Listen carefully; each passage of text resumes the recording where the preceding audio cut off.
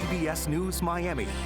Good afternoon, and thank you for joining us. I'm Nasha Sherman, and welcome to CBS News Miami's 4 p.m. Quickcast. Off the top, a look at some breaking stories. We are listening to a live news conference to learn more about the 2 deputies killed and a 3rd in critical condition after this morning's wreck. Let's take a live listen. Okay, let's talk about the ground rules for a minute. We're going to give you every bit of information we have up to this minute, the entire investigation up to this minute. When we get done, we'll take some questions, but let's make the questions pertinent to the information we gave out. Don't get into what ifs or hypotheticals, because we're not going to talk about that. We've only got about 40 minutes on this Zoom, and then it'll go off. First of all, let me apologize for not being there in person. I had decided to take a couple days off after the election, came up to my house here in North Carolina, and the last thing I thought I was going to have to do is get dressed to get ready and get back there, but I will be back by the weekend. So here's what we know so far. This morning, 3 of our motor officers out of the traffic division were working traffic enforcement out on Southern Boulevard, that's State Road 80. And they were doing it between 20 Mile Bend and Pratt Whitney Boulevard, clocking cars that were coming eastbound in those lanes. One of the motormen, after a contact with one of the motor could not get his motorcycle started, so he thought he had a dead battery. So we called the other 2 over to help him move the bike off the road. They were all 3 on the grassy area on the shoulder of the road, and they were going to wait for another PBSO vehicle to come with some battery cables. Eastbound was a vehicle driven by a female. She was in the center lane and obviously came upon a vehicle that was going much slower than she was, and took action to veer to the right, which was in the same direction as the shoulder of the road.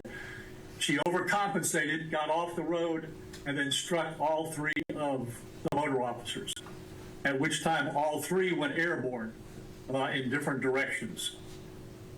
The officer and deputy that were headed that way actually saw what had happened and was able to get over there and call some assistance. The paramedics got out there. All 3 of them were transported to St. Mary's Hospital. Unfortunately, 2 of them were deceased. The 3rd one went to surgery, is now in ICU. He's in critical but stable position, and hopefully he's going to make it. But it's a bad crash.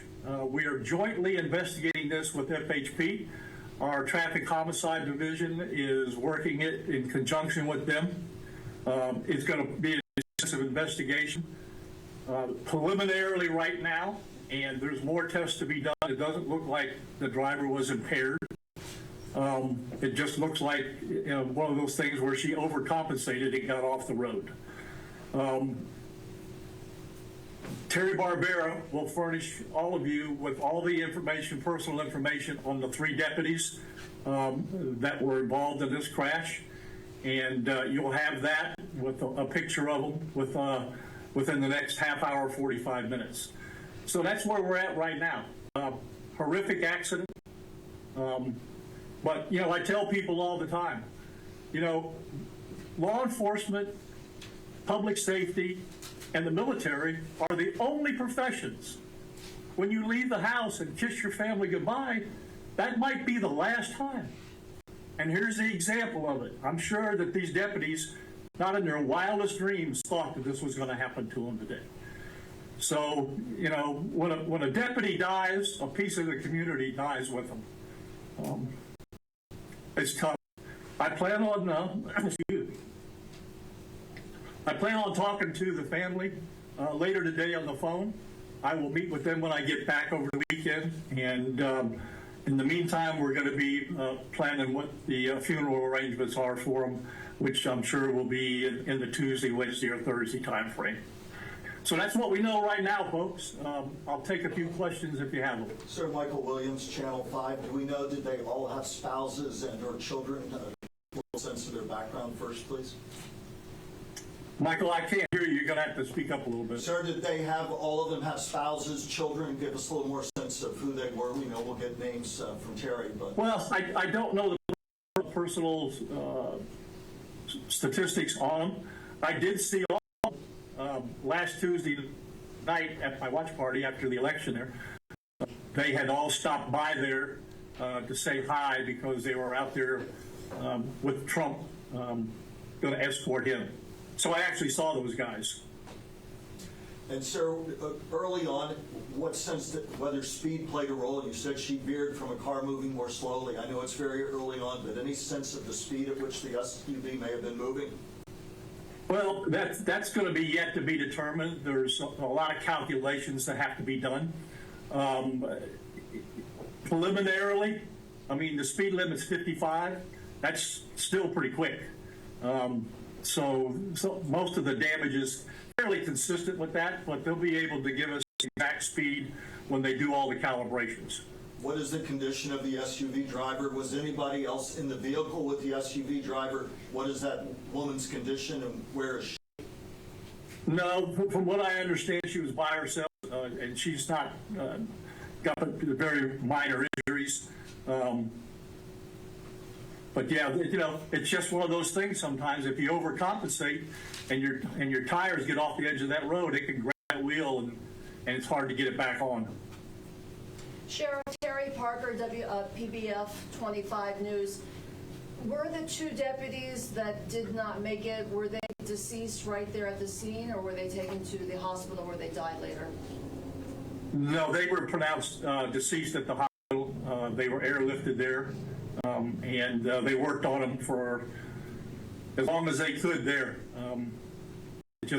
They were injured so badly they just weren't going to make it. And Sheriff, we heard that was a very emotional scene at the hospital with so many deputies, commanders, people from other agencies just in shock. Can you tell us a little bit about that? Yeah, when these things happen, I mean, law enforcement is a very close-knit group to start with, and we all know each other. I've received phone calls from United States senators, congressmen, other sheriffs of the community, you know, saying we're so sorry that this happened, because they know that these deputies and the men and women of law enforcement are out here to protect them. So like I said, when you lose a deputy or you lose a law enforcement officer, you lose a little piece of the community. Sheriff, talk about a little bit more generally about their background, how long they've been with PBSO or the traffic division, and did we understand you correctly to say that they also done dignitary detail for the former and again soon-to-be president recently or frequently?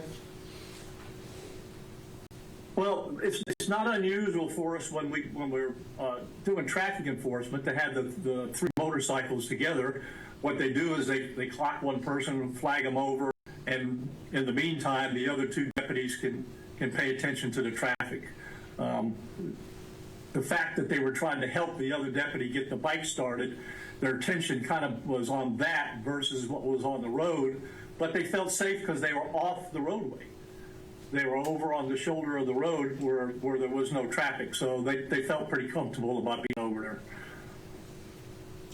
At this point, all right, folks, that's it for today. Again, Terry Barbera will get you the photos and the information on the deputies. And if there's any more information that comes to light that is different than what we talked about today, she will update you. Always alerting, always tracking. This is Next Weather. And taking a live look outside, get ready for it. We are expecting a big cool down. Next Weather Chief Meteorologist and Hurricane Specialist Iva Cabrera joins us now. So when are we going to really feel those temperatures drop? In a few hours, I think we're ready to go. Wow. Here. Temperatures are already tumbling across Central Florida, and we'll be next.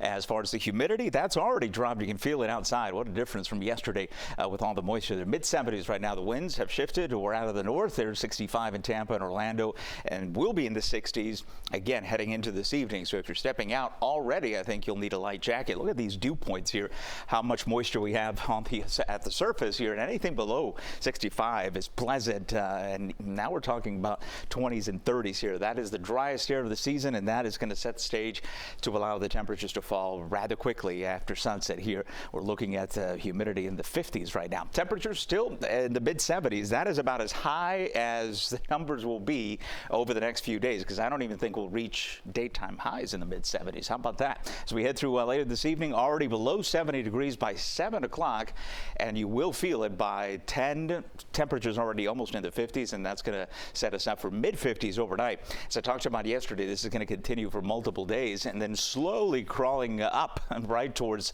our normal overnight temperature of 68. We won't do that until next Tuesday, and then we'll get to Thanksgiving with milder temperatures. Nothing too warm or humid. We're just going to go from extremely arid dry to a comfortable range heading into next week. So we're not going to go and back to how we started the week here. Chilly conditions, a sunny, dry northwesterly flow is going to continue through the upcoming weekend. So no big changes really until we get a wind shift, and that'll happen next week. And the wind will start coming off the water. That'll start moderating the humidity and also the temperatures as well. Checking the tropics. Nothing doing here over the next few days. Nothing through the end of November 30th. Excellent news there. Hurricane season pretty much done. Unofficially, of course, that ends on the 30th, but I don't expect any additional storms. Overnight temperatures is the way you'll wake up. Low 50s across the interior, and then mid to even some upper 50s, particularly right along the beach, with overnight lows. Same deal across Miami-Dade, and then the warmer, milder area will be down in the Keys with temperatures there in the mid and upper 60s. Forecast then for tomorrow, waking up to that chilly mid-50s and slowly climbing out of that. I don't think we may even hit 70 by noontime. That is a huge change for us here across South Florida. We've been waiting for it. And fantastic football weather for this weekend as well. But notice the low 70s, those will go away. We'll replace them by near 80-degree weather and then into the 80s, but humidity still in check for next week, and that includes Thanksgiving Day. Ivan, thank you. We want to head back out to that press conference now. Someone else has taken the podium. It's in the case of 2 deputies killed, a third in critical condition. Let's take another live listen. Well, first of all, the move over law. When you see police officers, which is, to answer your question, that's why that law was created. When you see officers on the side of the road conducting traffic stop or on the side of the road, please give us courtesy to try to either slow down or to move over a lane, to give us a lane. The officer sometimes, anything can happen. But that's probably the biggest thing. And to answer your question, Mike, that's what that's probably the biggest thing that came out of these type of accidents happen is the move over law. And if you travel enough on the highway on 995, you'll see there are times it's very actively enforced. Thank you, everyone. Anything else? Thank you. Okay. Stay with us for the latest developments throughout the day. Again, CBS News Miami's Ted Scouten is on that story. He's going to have an update tonight at 5. Another big situation we're following, a SWAT situation unfolding in Miami Gardens. Several law enforcement agencies are surrounding a house. CBS News Miami's Tanya Francois was there.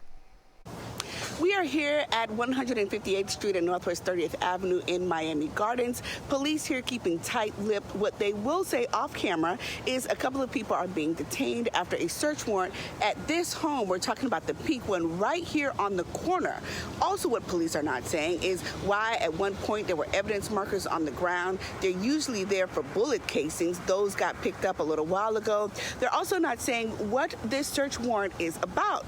But here's what we've been able to figure out. Back in July, a 53-year-old man who lives at the home was arrested for cocaine trafficking, gun possession, and a whole host of other drug charges. I asked, and police would not say either way if this is why they are back, but we are here. ATF is here. U.S. Customs and Border Control are here. K-9 is here. A whole lot of police officers are here, and we are continuing to ask questions, and we'll bring them to you once we have those answers. In Miami Gardens, Tanya Francois, CBS News Miami.